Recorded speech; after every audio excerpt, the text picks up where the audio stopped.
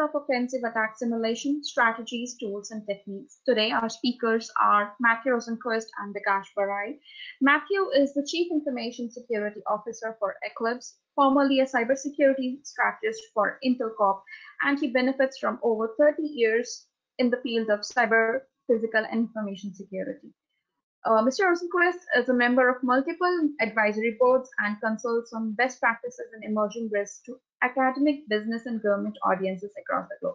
He specializes in security strategy, measuring value, developing best practices for cost-effective capabilities, and establishing organizations that deliver optimal level of cybersecurity, privacy, ethics, and safety. He is an experienced keynote speaker, author, and actively collaborates with the industry partners to tackle pressing problems on a wide range of cybersecurity issues. Bikash Barai is the co-founder of Fire Compass. Earlier, he co-founded IVIS, an ITG Ventures funded company which got acquired by Digital Inc. and Synopsys. IVIS was the first company in the world to take ethical hacking to the cloud. He is passionate about artificial intelligence, cognitive hacking, attack simulation, and enterprise security strategy. He is credited for several innovations in the domain of network security and anti-spam technologies and has multiple patents in USPTO under his name. Apart from this professional activities, Bikash actively pursues painting and magic. He is also an active speaker and has spoken at various forums like University of California, Berkeley, NASCOM, DSCI, CISA Platform, and Singapore, TIE, RSS Conference, TEDx, TEDxIT, etc. Over to you, Bikash. Matthew, the floor is yours. Thank you, Sheetal, and great to see you, Matthew. Thanks for joining us.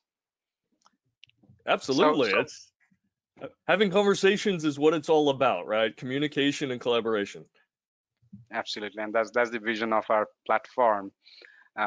So collaboration with the aim of building community goods. So as a community, we focus more on how can you build something which is tangible for the community. And I'm sure this is going to be a great and exciting session. So thanks a lot, Matthew. So let's get started with a quick small kind of baseball card. Tell us a little bit about your journey so far. Let's get started with that.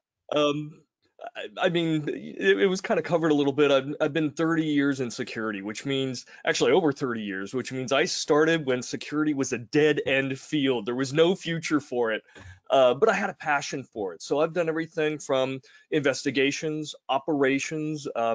I justified and built Intel's first 24/7 security operations center, and I managed it.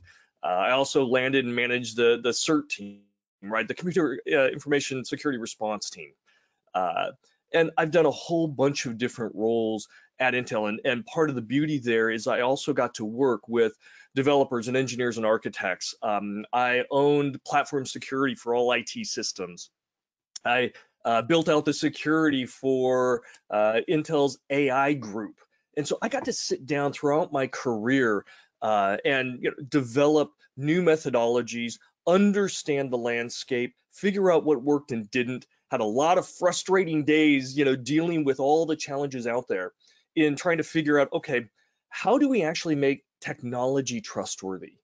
And I've spent many years advising academia, advising companies of all sizes, Fortune 100 all the way down to very small companies, and governments around the world, really around what are the emerging threats, what are the opportunities that we can seize, and how is everything going to kind of evolve? What are those risks and what can we do as industry professionals in regards to best practices? And engineering, developers, coders, architects play such a crucial role, not the only role. It's all part of a team, but it's a very, very crucial role because that defines the battlefield. And so it's my pleasure today to talk to this community about what we all can do, the roles we can play, and the challenges that we're going to face moving forward. Making technology, digital technology specifically, secure and trustworthy, it is a noble cause, and it will impact and affect not only our world, but the world that we will be handing to our children and our children's children. Great. That's very interesting. So you have a very interesting background in terms of the kind of wide variety of stuff which you have done. So I know we had discussed about covering a few pointers. We did not prepare from the perspective of exactly this is what we are going to discuss and this is what the answer is going to be, and that was the idea behind this. So having a lot of surprises, making it impromptu. So let me start with a surprise question which was not discussed at all before. Hit me with this, but before you do, you have to tell me about your background and your passion, because I want to Yeah, know, yeah. right? You've been in Okay. AI but what drives you, right? What gets you Yeah. up in the morning? Okay, that's thanks for asking, Matthew. So my background had been I had been more of a computer science guy when I was in the schools. I loved maths, etc. Then I got acquainted with my other kind of uh, co-founder for my first venture, who was a hacker, who's still a hacker. So I kind of observed him on how he does and thought about like how can we have algorithms to automate that. So I You need love to clarify algorithms. though. Was he a white hat hacker, black hat White hat, hacker, white hat. gray hat? I mean, what kind of He's a hacking were you involved in, if you're yeah. So willing to say? he's a very timid person. So he's an absolute white hat hacker. So Good, my uh, favorite kind. Okay, good.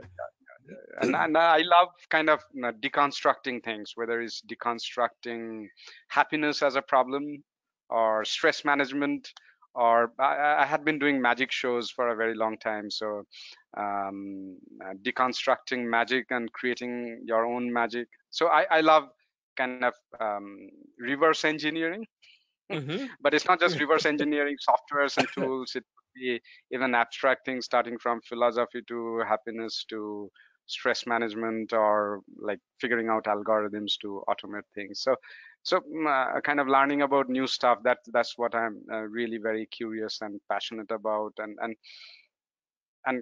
kind of to segue with kind of with this thread.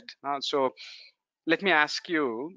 I know you are frequent speaker at RSA or multiple other various conferences.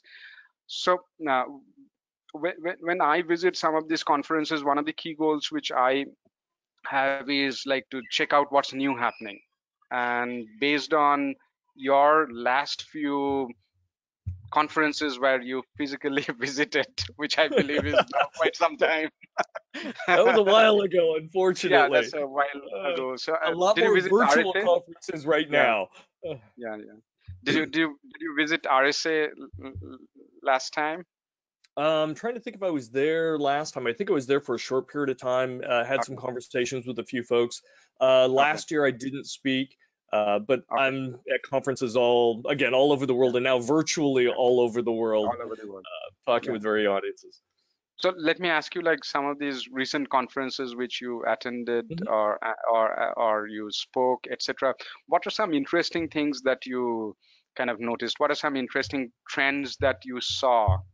Um, Well, we're at a really interesting point, right? When we look at technology and we look at the evolution of that as we come into the fourth industrial revolution and the digital transformation of a lot of the analog systems into digital. We've got another billion people that are coming onto the internet.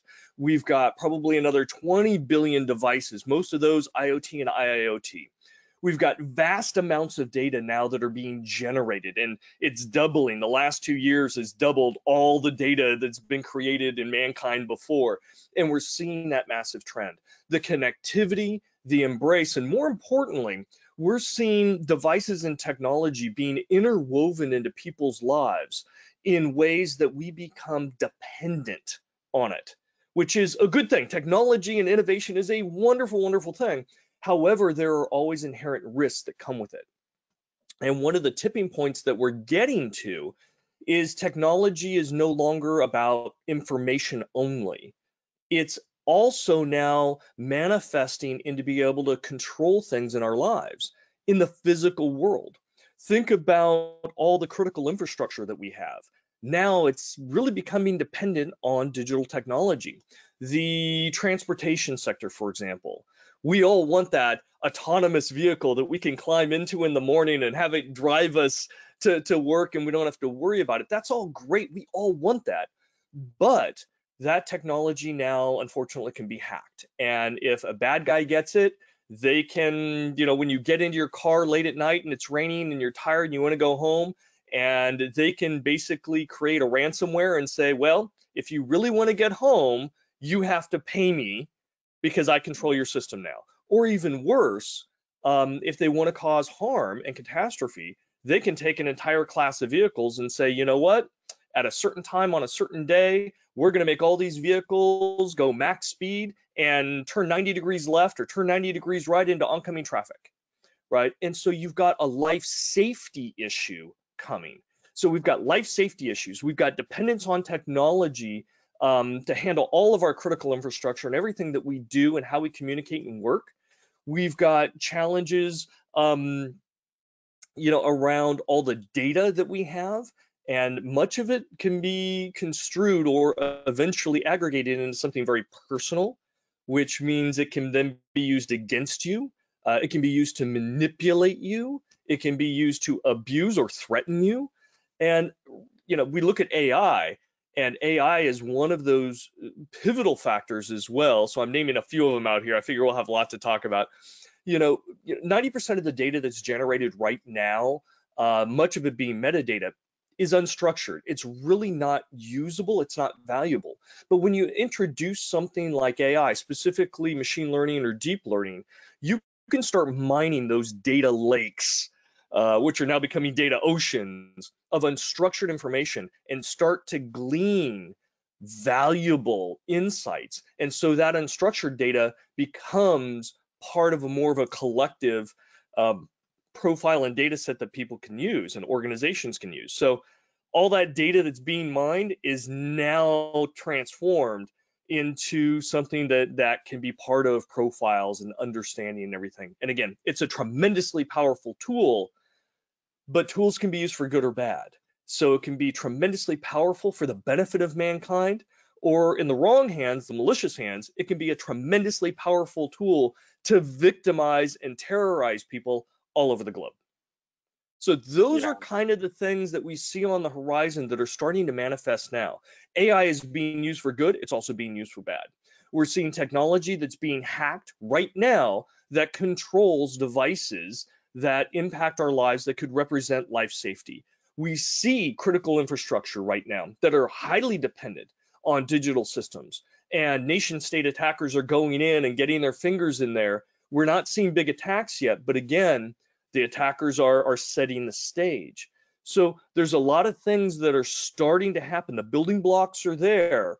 And if we don't get ahead of those, if we don't manage the risk, what's at stake is the trust in technology. If we get too victimized by technology, we will pull back. And that means we don't invest, we don't buy, we don't adopt. And that begins to impact that technology innovation. And we want the innovation, but we also have to actively manage the risks as it's coming to fruition. And that's really the big challenges that we've got in the next few years, in the next decade, and probably in the next 2 decades that we're really going to be focusing on as an industry. Yeah. Actually, just to summarize, and also I totally agree with you. So these connected devices, which could mean the medical devices as well as the cars, automotive, etc., that kind of puts life at risk, right? It's no longer just IT systems; it puts life at risk. And I mean, there's some of my friends, and I'm sure might be some of yours as well, who are doing a lot of interesting stuff, like the I Am Cavalry group. I know they're working on this.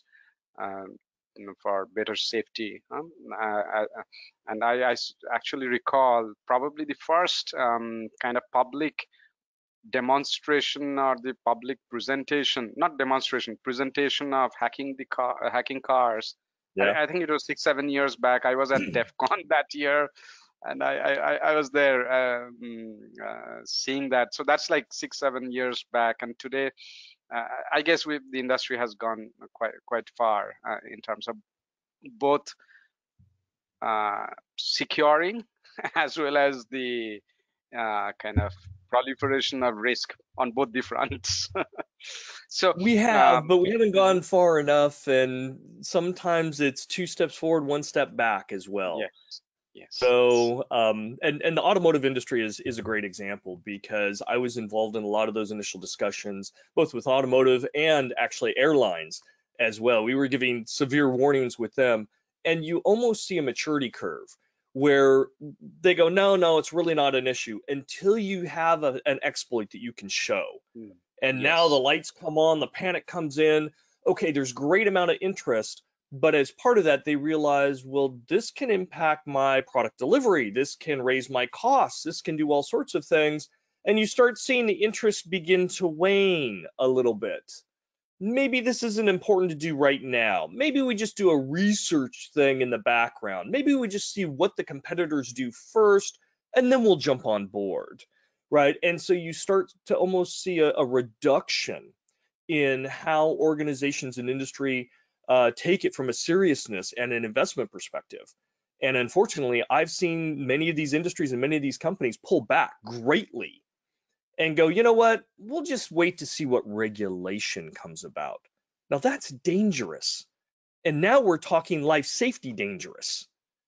So, there are pros, but we also have to peel back the onion a little bit to see, okay, at any given moment in time, what's the trajectory that we have?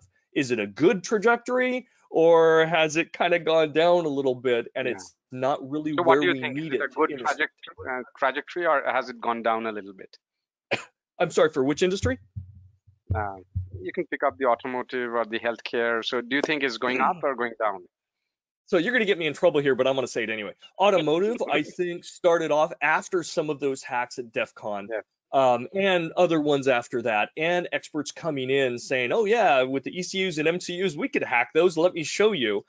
There was a great amount of interest. We saw a whole bunch of different groups get formed and staffed, and very, very smart people get brought in.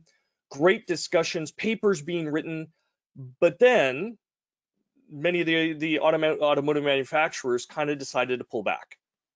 And they said, Okay. oh, that's a great paper. Oh, glad for articulating the risk. But you know what? I've got business issues that I really have to get. My market share shrinking, or I have to reduce costs. I really don't have time for this right now. Thanks for your effort. And you saw a lot of people start to leave those forums because they weren't being listened to, or the paper that they had worked so diligently on that outlined what needed to happen got shelved, and nobody read it. Nothing material happened. So you feel So it's kind of I've going seen down. that in the It's not. automotive industry, right? We Okay. saw that in the airline industry early on.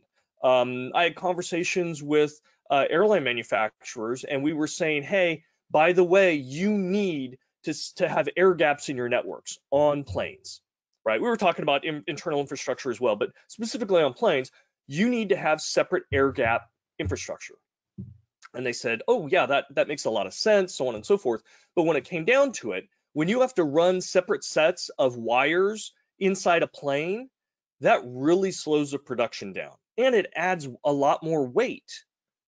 And they're already pushed to try and get planes out the door, and weight means that it costs more for fuel, and so it's less competitive. And so they came back and said, no, we're just going to put a firewall in. That'll be good. And we're like, no, that's not good enough. That absolutely is not good enough. And they worked with the regulators and convinced them. And so when we talk with the regulators, they said, oh, no, that's good. It's a separate network. They've explained it. The airlines explained it to us. It's a separate network that's good enough. And we said, Okay. no, it really isn't. And it actually took one of our white hat hackers to board a plane, take over the system, and move the plane midair to prove, yeah, the firewall, it's just like any other firewall, can be undermined. And unfortunately, he was, set in a interrogation cell for a few days in FBI headquarters. But the message got there, right? And So now is it improving now on the when it comes to the airline industry? It still not Okay. is where it needs to be, but it is. there was a lot of early talk, and major companies, major U.S. aircraft manufacturers were saying, hey, we're going to have autonomous planes, and we're going to have them just in a couple of years. And we raised the flags. Whoa, wait a second. You are not ready. You are not ready from a cybersecurity perspective, right? And they're like, oh, no, we're going to do this.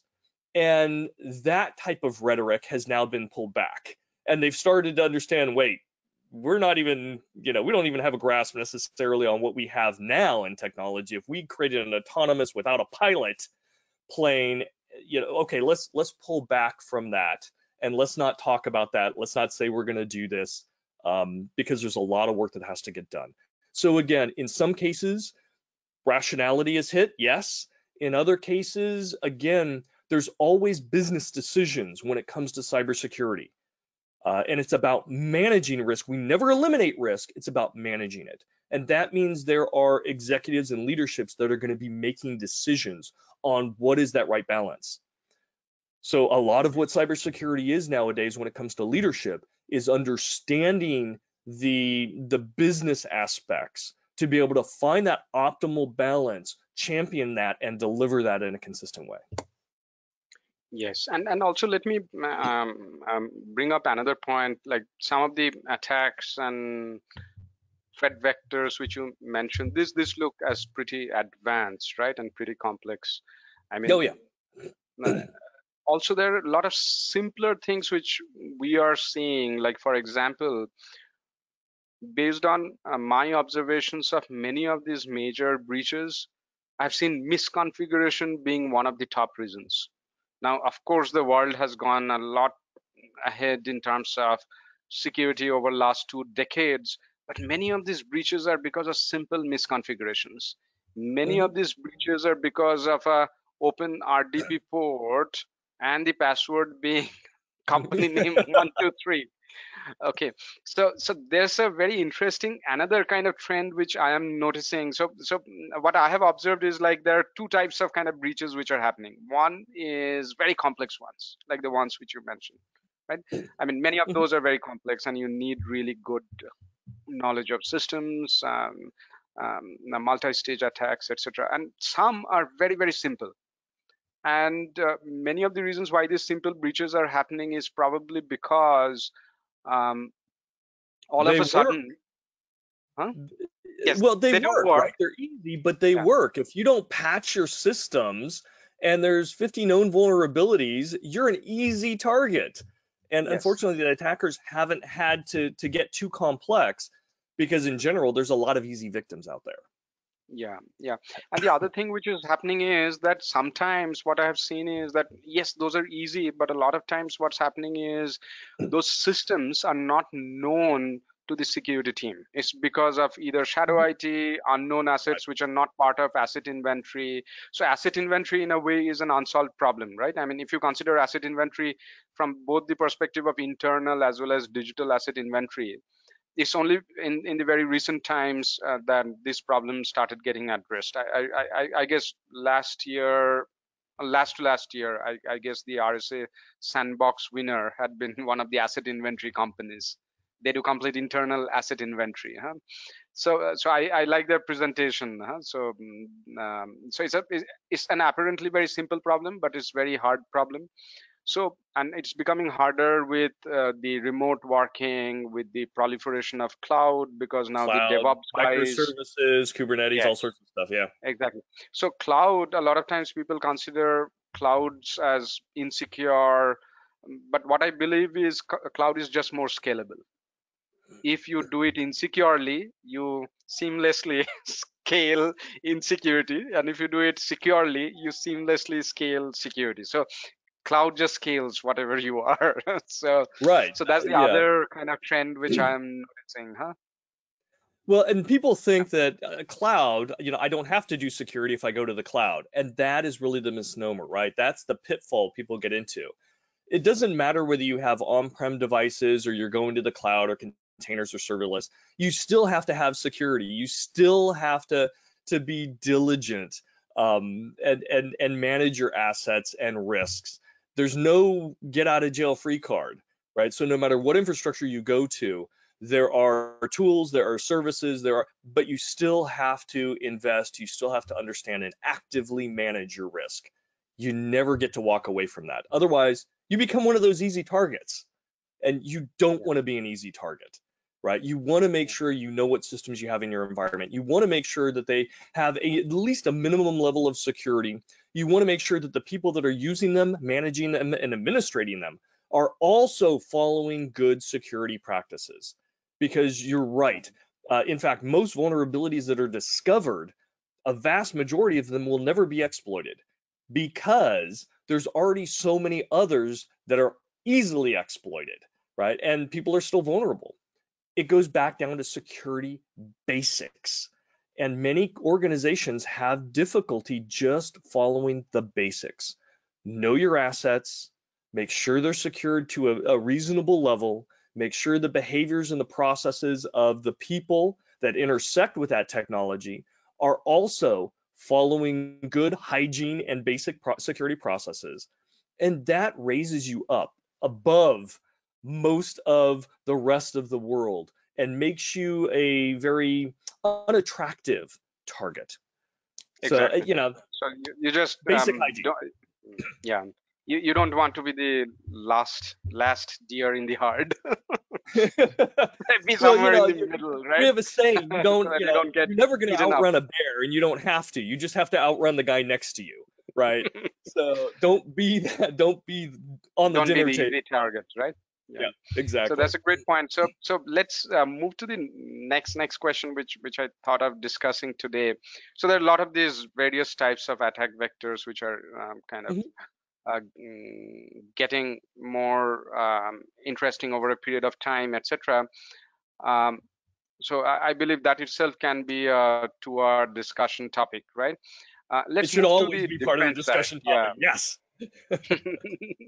So let's move on to the defense side. Like imagine if you have to build the security architecture of an organization.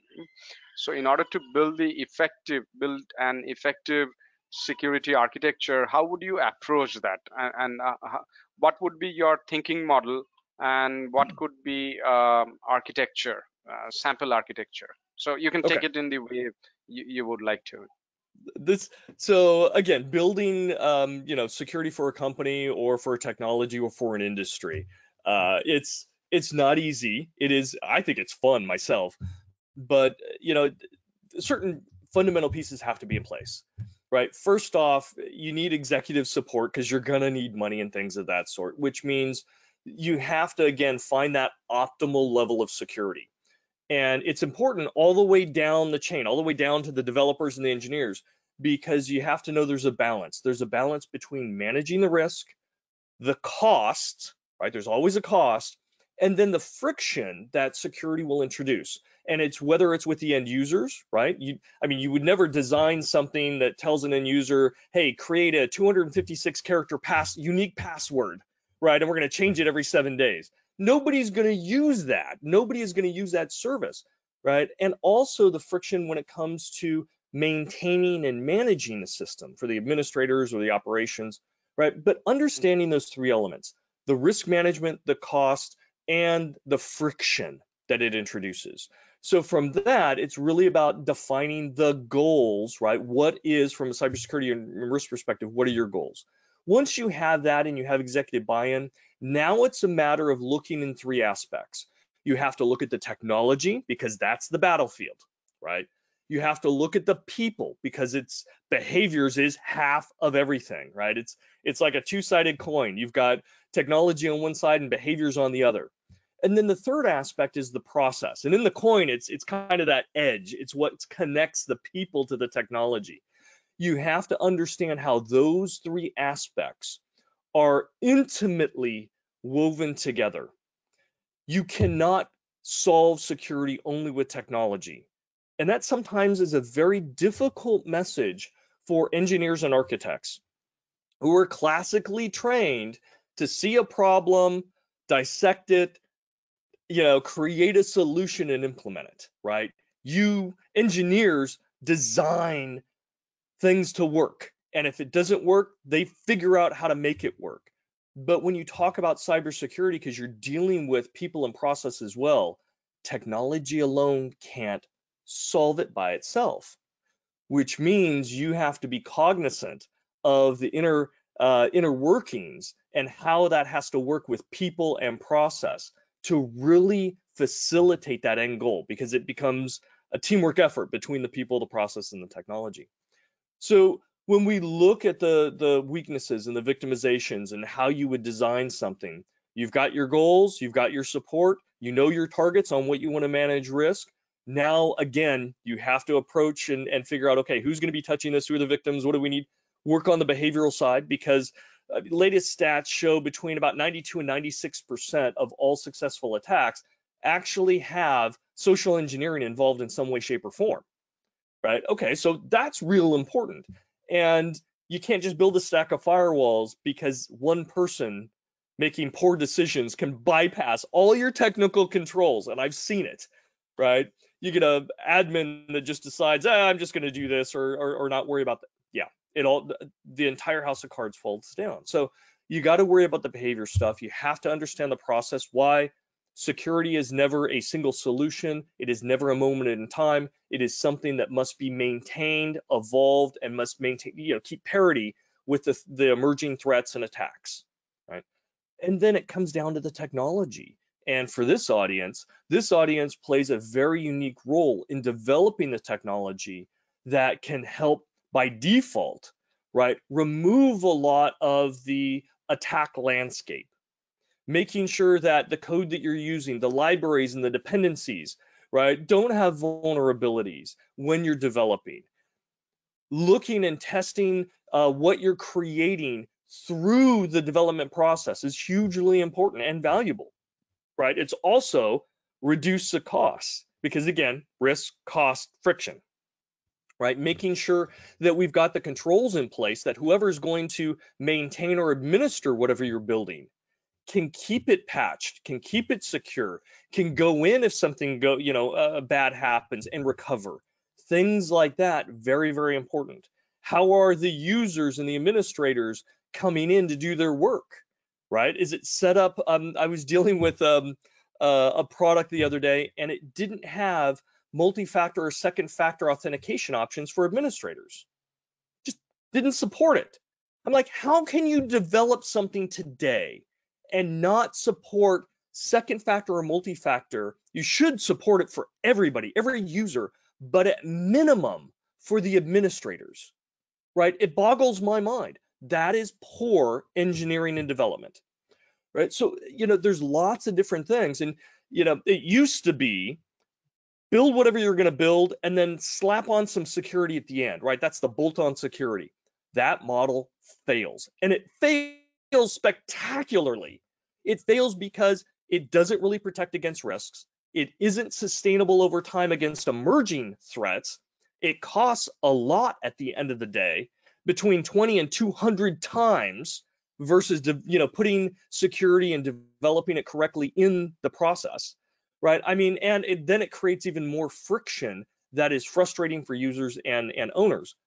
So, the bolt-on process, we know that fails. So this community should be thinking in terms of, I'm an engineer, not only as part of my job making something work, making it efficient, right? Making it speedy or whatever the requirements are, make it fast, make it cheap, make it work. But also my responsibility is to make sure that it's trustworthy, which means that it's secure. That should be part of the definition of every good engineer that's working on digital technology now. Don't think that there should be some security guy somewhere that's going to look at your product, throw some things on top, and now it'll be secure. That's not your problem. No, it is your problem. That's now part of your job definition for every engineer, every developer out there. And anyone that says otherwise is missing the boat, and they're not going to be competitive. And at the end of the day, they're going to develop products that are going to be less advantageous to their customers. So it's a mindset. First, let's get the mindset with the developers in the right place. Because who owns security in an organization? Everybody owns it. Whether it's executives, whether it's the CISO, right? Whether it's the developers, whether it's operations, everybody owns it, and every employee too. So we have to design systems and have that right mindset that support all of that. And that's a big challenge. And it's a big ask of this community. But that's where we have to go.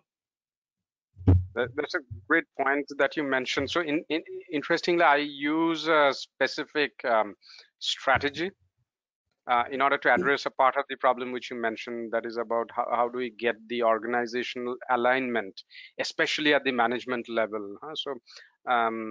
So one of the things which I have seen really works well, and I advise a few companies as a part of their advisory board, etc. I mean, more like people who know me or I had been known them for years, so that's not something which I do usually. So it's very one-off kind of case. It's fun though. I'm on 12 Yeah, it's different fun. advisory Yeah, boards. I mean, do you yeah, like yeah. that? A few is okay. I'm okay with a few, not too many. So one of the things which I have seen really works well is doing a management cyber crisis drill. Yep. So what we do, you know exactly what I'm talking about, right? We had been doing this for a few of these companies, getting the CEO, the COO, the legal guys, the marketing guys, the operations guys, and everybody together in a room, and then discuss, like, let's imagine this breach has happened. Now what do Mm-hmm. we do? The moment you do that, now the operations guy sees, my goodness, there will be so many calls which is going to come to my call center. This guy doesn't even have a script on how to respond to, and I don't know how to handle this. So there are a couple of things that happens. One is like you get more ready to face something like that. A Yes. playbook emerges, all those things. But along with that, these guys kind of envisage or visualize or feel the kind of pain they'll go through if a bad security incident happens, and they realize, okay, I mean, it looks like it's the security guy's problem, that's true, but if that guy messes up, my life is going to be in a problem, right? So that's something all of a sudden changes the game, and you get a much better kind of alignment. So that's one thing which I have seen really works.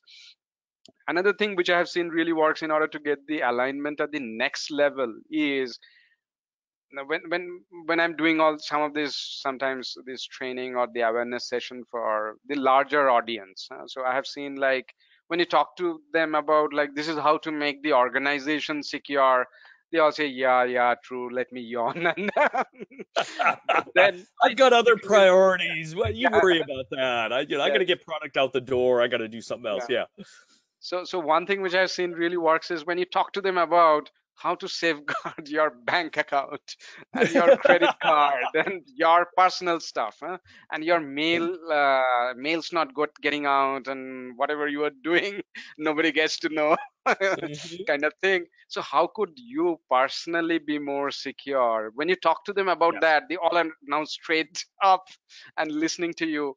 And incidentally, the techniques are the same, right? Like, if you can secure yourself as an individual, you are in a way also building the right kind of habits for the organization, right? So I have seen, like, these two things kind of has worked really well. And when it comes to building the overall architecture, you mentioned about quite a few interesting points in terms of building secure products, starting from, I mean, shift left kind of thing, start security early on, right? Yep. Starting from the requirement design to the architecture design, and not Yes. just post kind of launch, do a dust and stuff like that. So that's really, really very important. I wanted to add a few more things which I saw people miss out quite often. And after that, by the way, Matthew, I'd love to come back to the topic on offensive security, because that's the Yes. topic. I know we are having fun on things outside of the topic, so but we got to come back, and we'll come back to that. But before we come back, a few things which I have seen largely organizations miss is just knowing where their data is, Yeah. just having the inventory of the data of the critical systems. See, critical system inventory is much easier compared to knowing where data is and how data flows.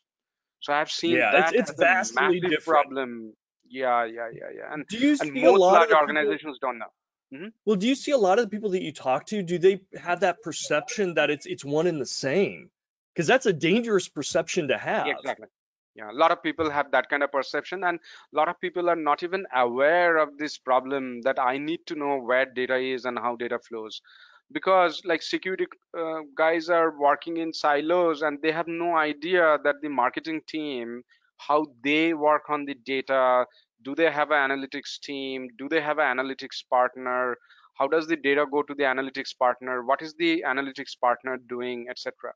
So I have seen like just this inventory problem, the Hmm. data, where does the data reside and how does the data flow, that itself is a major issue. Of course there is third party, fourth party, all those things are there. Oh yeah. uh, and then And and when it and there's another dimension. It's not Mhm. only where the data is, but if you start looking at it as a life cycle, how does data get created? Yes, Is it created in a secure way? Is it classified and marked so we know how sensitive it is? How does it get distributed? And how does it die?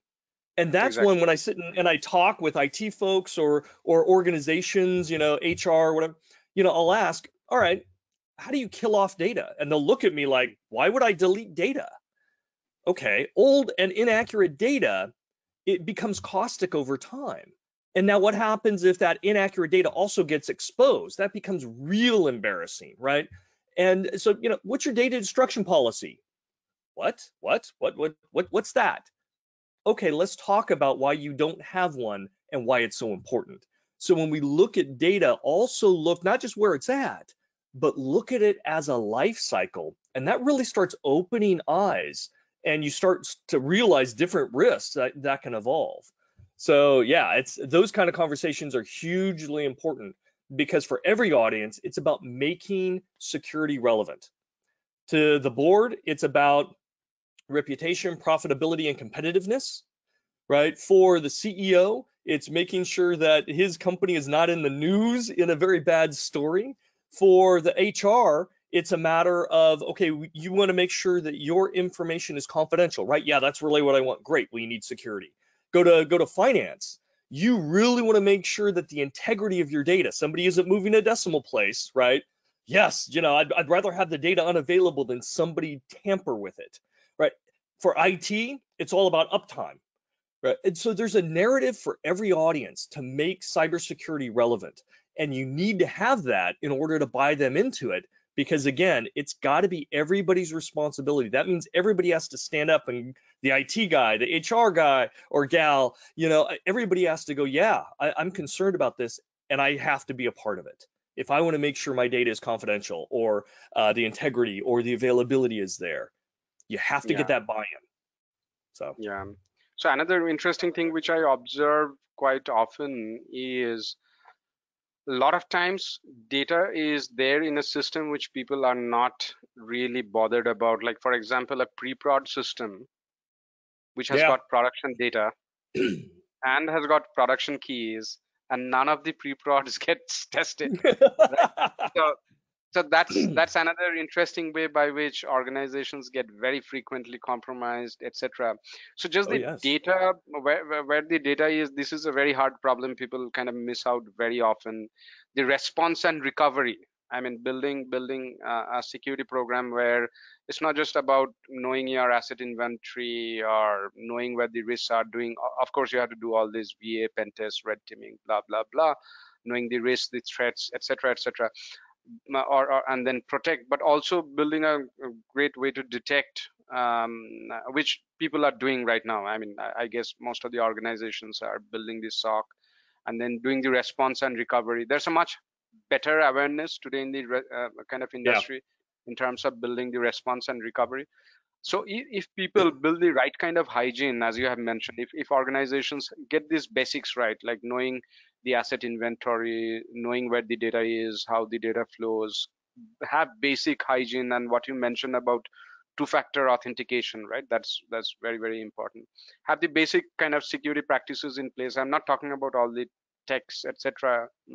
And then having a basic mechanism to detect attacks and then respond and recover from it. So a lot of times cybersecurity is made to look very complex.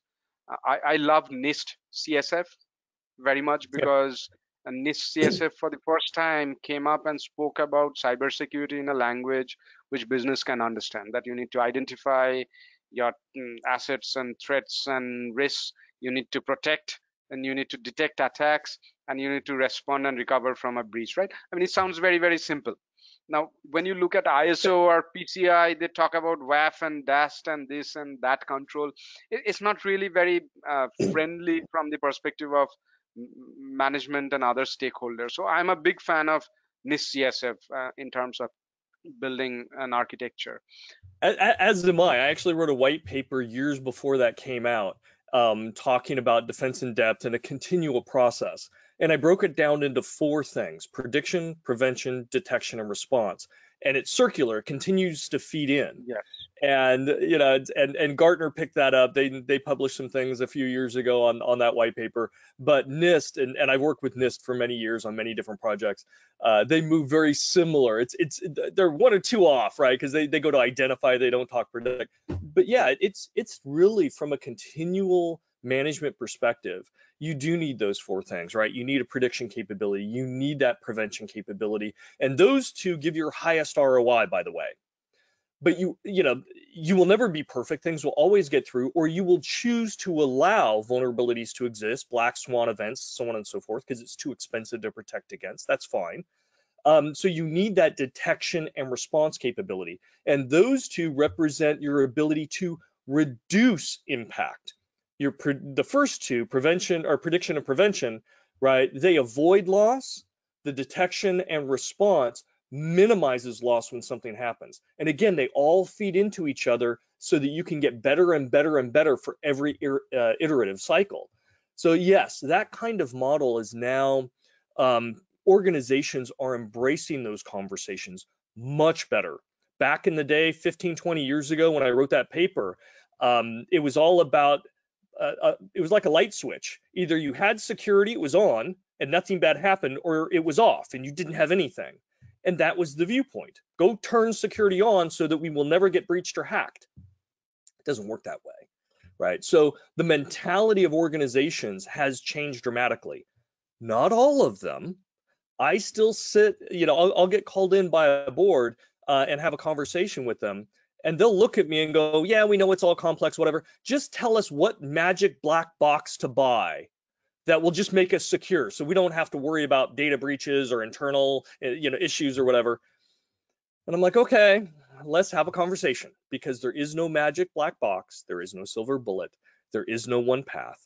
This is a continual investment and a change in your business process. And right now it's going to be a change in your thinking, right? And we go down that process to transform. So not everybody's there, but a lot of the organizations I talk with are very much embracing that continual process, understanding that you have to have those elements in place. You can't just prevent everything. It's about managing risk, and part of that is being able to respond and recover too. So yeah. Are you still seeing organizations out there that have the mentality of, just tell us that one thing to do and so we'll be protected forever? I are you still seeing that out there? Yeah, I do see. At least I do see some people, at least, and I very often tell them, you know what, cybersecurity is as elusive and as impossible as the happiness problem.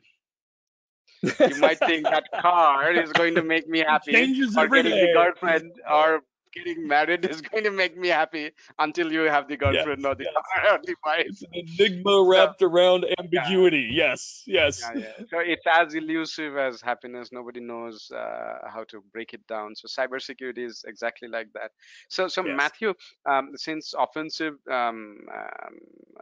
attack simulation was a topic, I know we had covered so many other things. So just to kind of do a bit of justice to that, what's your thoughts on how offensive attack simulation or the offensive security aspect is changing? What are some of the interesting trends that you are noticing when it comes to offensive attacks or offensive security? We're seeing a big shift that people are starting to understand, right? They have to test their products. They have to test their operational defensiveness, right? We need smart people to be those red teams to attack our web page or our infrastructure or our Zoom meetings or whatever it is, right? They realize that they can't simply look internally and go, okay, I'm just going to close vulnerabilities and I'm going to hope that's good enough.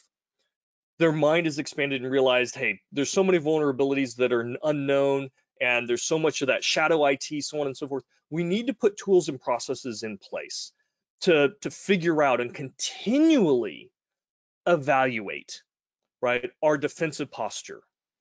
Because if you only do it as a snapshot in time, I can scan your company and everybody's done everything right and it's great, but then tomorrow an admin brings up a box you didn't know about or punches a hole through the firewall that you weren't aware of, and now you're exposed. And if you only rely on yesterday's report and never look at it again, you're going to get victimized. So having and it's a process. Everything we've been talking about today is about that continual process and due diligence. So the same applies when you're looking at not only your products, but your infrastructure.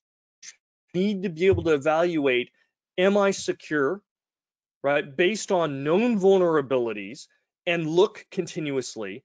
And also, you have to understand and integrate, because on average every day about 7 new vulnerabilities are discovered. You have to be able to integrate that into your checks and have that intelligent kind of attack methodology, that thinking of coming after your attack or coming after the environment, because attackers are not simple. The advanced attackers will chain vulnerabilities together, and they're hugely successful. So if you're only looking internally and going, I'm just going to scan for vulnerabilities and close those and that'll be good enough, you eventually become the easiest victim. So Yeah. having that capability, and the big challenge is, again, how much is it going to cost? Am I going to hire a world-class red team to continuously attack me and give me a report every day? Hugely expensive, impactful. That's going to suck resources because they require internal dev and ops people to be part of those teams. It's not reasonable. It's a great thing, especially for a snapshot in time or as checkpoints, once a year, that's awesome. But you need it to be scalable and affordable. And that's where you start to get into some of these tools. And I know, you've got a company that goes out and does that as well, that can do it in an automated fashion, can bring in those intelligent insights. So it's not just a dumb attack, right? They're using the capability of chaining things together, understanding and integrating the newest 0 days that are being announced and newest vulnerabilities that are being announced, to be able to integrate those in, right? And to do that in an automated way for the benefit of the organization.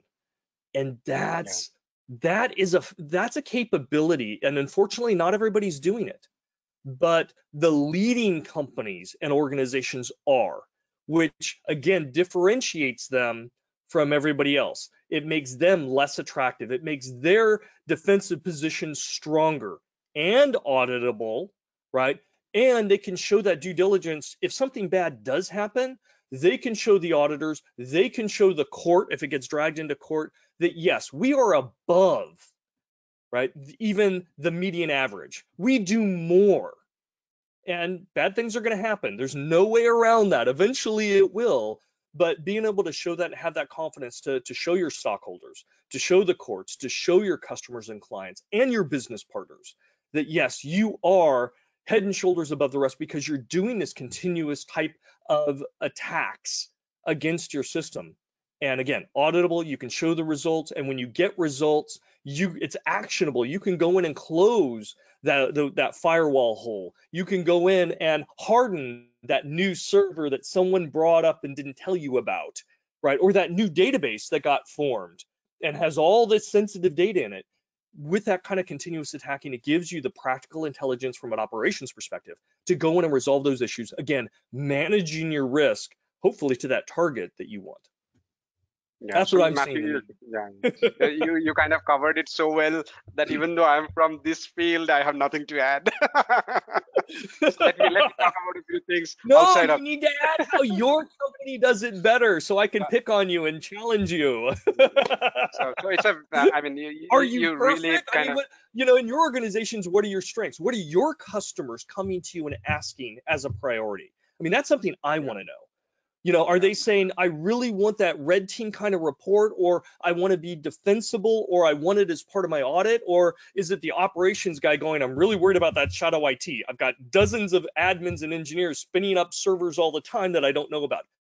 What are their Actually, top two or all three asks? yeah. So you made a asked a great question. So one definitely is shadow IT in getting a visibility of what all assets are going up. That's one. Continuous testing for organizations which are kind of moving up in the maturity, they're looking for continuous testing. It's not Right. just continuous red teaming. They're thinking about continuous testing in their DevOps and their building of the application. So they're thinking of continuous So you're penetration looking at testing. products as well, right? So you're I mean, we helping. don't do that. No, we don't. We don't Okay. Okay. do for the internal applications. I'm just talking about general trends. We Yeah, focus on I've only seen that one as well. area, That which makes me is happy. yeah. So that's another interesting thing. We are seeing like the more mature organizations are going beyond not just like continuous red teaming, but also continuous DevOps security, continuous cloud security, and etc. So that's a great mindset. So I'm a big believer of continuous security, whatever be that area. So that's, and also purple teaming is another interesting thing which is very helpful, because Hmm. one is you kind of go and attack by yourself, but the defenders don't get to know. But I think after doing red teaming, it's also a good idea to do it collaboratively, because then you share information and that Yep. makes things much better, right? It's not Blue, like, red, and purple. Those are your yeah, colors when you're doing yeah, testing, right? Yes. yeah. And also on the offensive security side, I don't know if it falls under offensive security or not, but I'm also a believer of having things like deception technology. I Yes. mean, of course, I mean, I don't understand that space well. That's not an area I have worked on much, huh? But philosophically, I am a kind of believer of that, because until now, the game of security is something like this. Like, suppose we are playing dice, and I tell you, you know what? If I get more, I win. But if you get more, you keep on rolling the dice. You'll not play that game, right? So it's a very I mean, it's not a level playing field, because I mean the hackers are the bad Yeah. guys can lose many times, huh? They just need to win once, whereas we Win have to once. win every time as a defender. But having things like deception, etc., kind of levels the playing field, because if a bad guy makes the mistake, they can get caught, right? So I'm Yes, also it a can help. kind of believer of that. Also, I'm a believer of. Although there is a sweet spot when it comes to deception technology, and I'm a big fan of it. Mhm. It isn't good for every organization. What you really have to do is you have to understand the type of attackers that are coming after you. If you can understand what the archetypes are and their likely methods and everything else for, excuse me, some type of attackers, deception technology is so beneficial. For other type of attackers, it's really overkill. Yes. So again, but I always advocate before you invest in it, make sure it aligns with the threat agents that are really coming after you. Absolutely, absolutely. That's right. So Matthew, let's. I think we are kind of overshooting the time, but I'm enjoying it. If you have 5 or 10 more minutes, I'm happy to continue. I do Is have that a few okay? more Okay, minutes. Yes. great. Let me ask you this: What are some of your top predictions for 2021? All right. First off, I'm going to make a prediction about your industry. How about this? Okay, Right? sure, Because it sure, is, absolutely. that continuous, validation is important. Especially right now, it's predominantly being used on infrastructures, right? To maintain uptime and weed out vulnerabilities. I predict within Hmm. probably 2.5 to 3 years, your industry is going to expand. And it's going to expand because customers are going to realize not only do I want to protect my infrastructure, I also want that kind of visibility for my products and services. And so, hey, I've got an IoT product or I've got a product out there that connects back, or they're going to want that as well. And I think the leaders in your industry are going to rapidly move, because customers are going to be willing to pay for it, to expand their services, not only to geared towards attacking traditional infrastructure and now cloud as well, but Yeah. also be able to extend that and say, hey, I can also do this on your products and services that you're selling or going through your channel, so that you know when you need, someone's hacking or potentially going to hack your product. And I think that market may equal or even surpass the current market that we have for CASB and everything else. So that's my That's an prediction for interesting your point. market in the next few years. But Yeah, I'll get yeah, back to kind of I would be 2021 very happy to see predictions. that. Yeah, yeah, yeah, yeah. So, Any again, other? Hmm. it goes back to that rapid growth of users and devices and data and our reliance and how it can physically impact life safety, right? All those things are catalysts for what we're going to start seeing. And it's been a slow burn. It's going to continue to increase. But in 2021, one of your biggest threat vectors, right? Attack agents, right? Threat agents, sorry, that's the proper term, threat agents, is cyber criminals. And we are seeing a massive rise in cyber criminals. Why? Because that's where the value is. That's where the money is. Cyber criminals are motivated by, financial gain. And And as nobody is out systems there are on the tied in, roads, right? And because yeah, of so COVID, they go nobody is where the out there money on is. the roads. So you have to So, go online, right? and if you can use ransomware to get money from government agencies, police departments, hospitals, and everything, you're going to do that. If you can still do denial of service attacks against web pages or e-commerce, you're going to do that. So we're going to see cyber criminals really take it up a notch, and they're going to go after these emerging areas, the weaker areas where they can leverage through extortion, right? We're seeing right now huge attacks going into healthcare. By the way, we predicted that 2 years ago, right? When healthcare was only worried about data breaches, we were going, yeah, but there's a new card on the table and they're going to start hitting you with ransomware. They're going to start doing denial of service attacks. They're going to start doing integrity attacks, so on and so forth. And they're like, no, no, no, we just need to worry about data breaches. Well, now their eyes are opening going, oh crap, yeah, I remember you telling me that. Yeah, I need help. You're right. It would have really benefited you if you would have taken care of this problem earlier. We're now told them, guess what? The next card on the table is the integrity of healthcare systems, the data, the transactions that actually deliver healthcare, right? That IV pump, right? Or the medical or the medicine drug distribution machines, right? So when a nurse goes and says, hey, there's a prescription for 5 milligrams of something, if somebody can hack that and change it from 5 milligrams to 500, right? That causes harm, literal harm. It can kill people. So, you're going to start seeing that, and we're starting to warn them about that.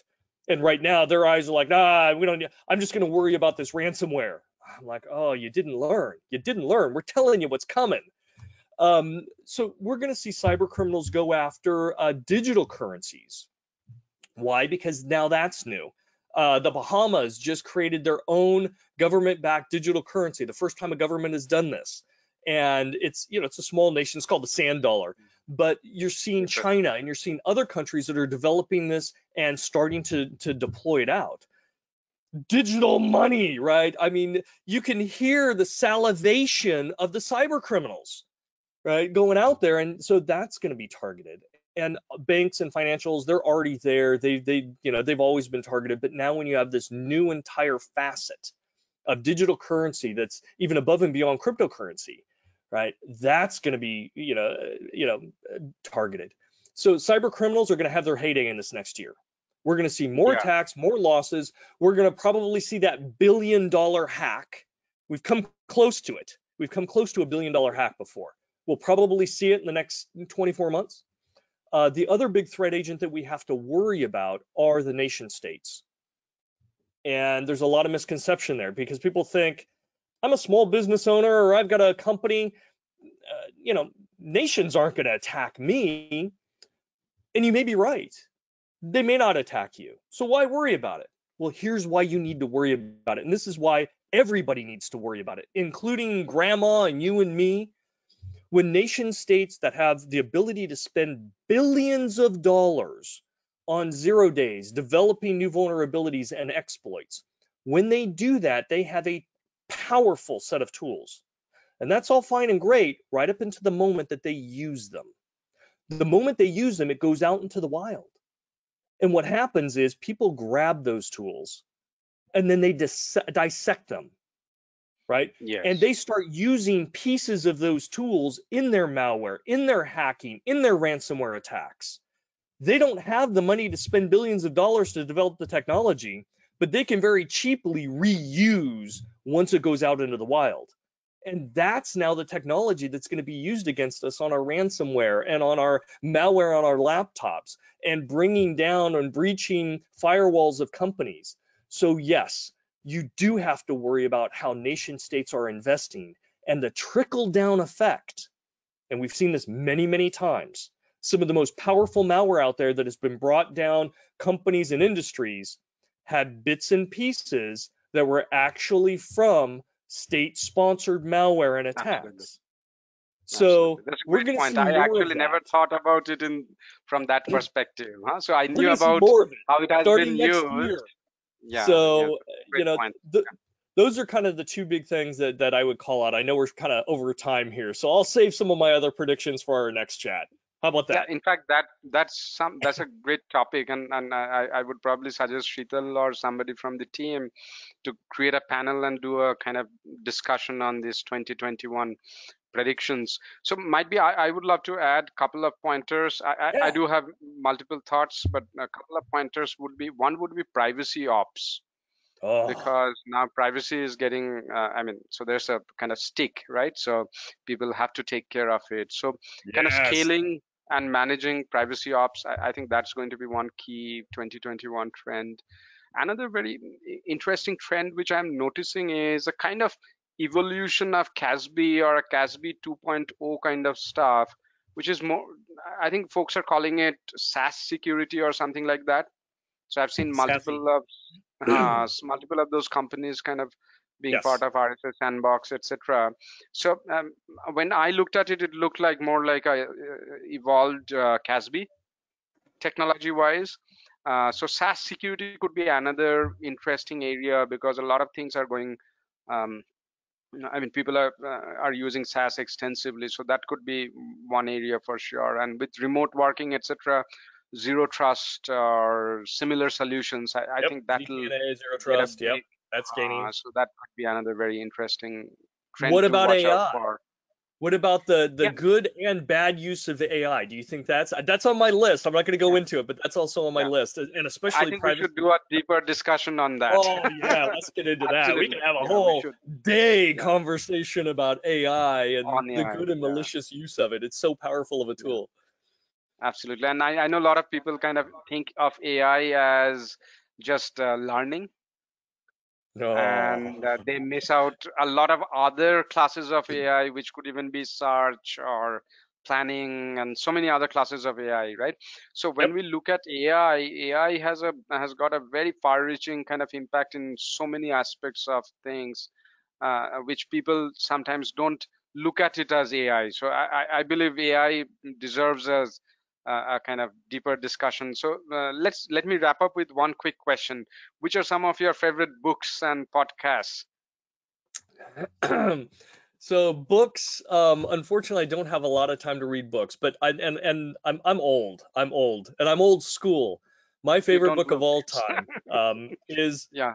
Art of War. It's Sun Tzu, Okay. Sanju. right? It's the teachings and understanding about the landscape, right? In our case, it's technology, right? In their case, it was the terrain.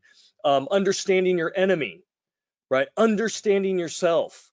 The enemy today are the cyber attackers. Understanding yourself is understanding your own infrastructure and where your sensitive data is and what are critical systems and what defenses you have, right? And the strategies around all of that, it still is valid. It's still Absolutely. brilliant and it's still applicable. And that's why, Art of War is still used in cybersecurity and security and business and warfare teaching and everything else.